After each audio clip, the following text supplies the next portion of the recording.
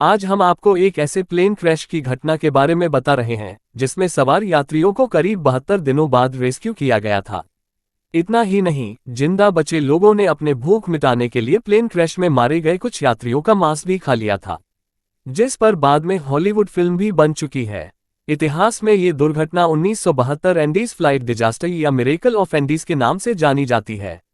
ये दुर्घटना उस फ्लाइट में सवार उरुग्वे के ओल्ड क्रिश्चियन क्लब की रग्बी टीम के उन 2 खिलाड़ियों के हौसले के लिए भी जानी जाती है जिन्होंने अंत तक हार नहीं मानी और कई लोगों की जिंदगी बचा ली। एयरफोर्स के विमान में थी फुटबॉल टीम। ये दर्दनाक हादसा 13 अक्टूबर 1972 को हुआ था। इसमें उरुग्वे के ओल्ड क्रिश्चियन क्लब की रग्बी टीम शिकार हुई थी। ये टीम चिली के सैंटियागो में मैच खेलने जा रही थी।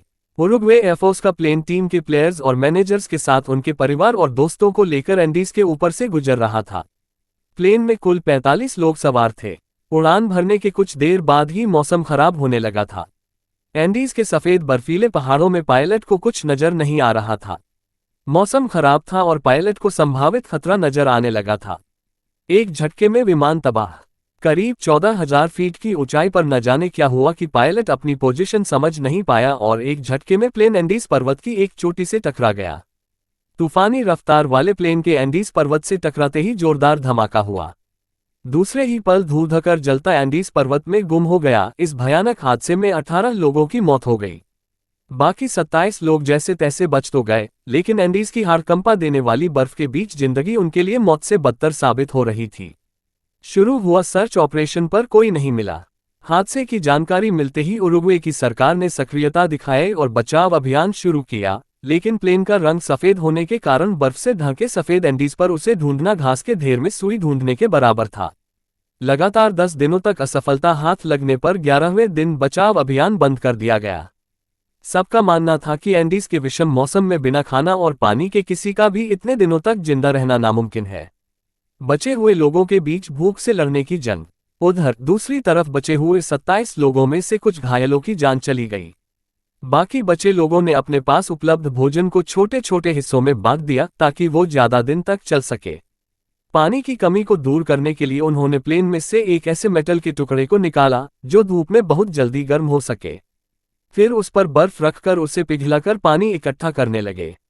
इससे उनकी पानी की समस्या तो हल हो गई, पर कुछ ही दिनों में भोजन समाप्त हो गया।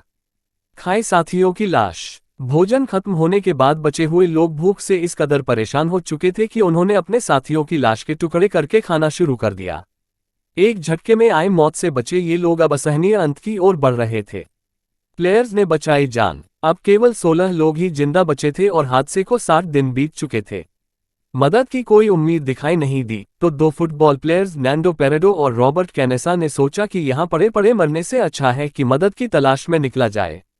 60 दिनों के अंदर दोनों का शरीर कमजोर हो चुका था। बर्फ पर ट्रैकिंग करने के लिए उनके पास पर्याप्त साधन नहीं थे, लेकिन दोनों खिलाड़ी थे और दोनों के अंदर अंत तक हार नहीं मानने का जज्बा भी था। दोनों जैसे तैसे चिली के आबादी वाले क्षेत्र तक पहुंच गए, जहां दोनों ने रेस्क्यू टीम को अपने साथियों की लोकेशन बताए। हादसे के 72 दिनों बाद 16 लोगों का बचना भी किसी चमत्कार से कम नहीं माना जा रहा था। पेरोडा ने इस पूरे हादसे और अपने संघर्ष को एक किताब की शक्ल भी दी है। इस भयावह घटना पर पीएस पॉल रीड ने 1974 में एक किताब अलाइव लिखी थी। इसी विषय पर 1993 में निर्देशक फ्रैंक मार्शल ने फिल्म भी बनाई थी।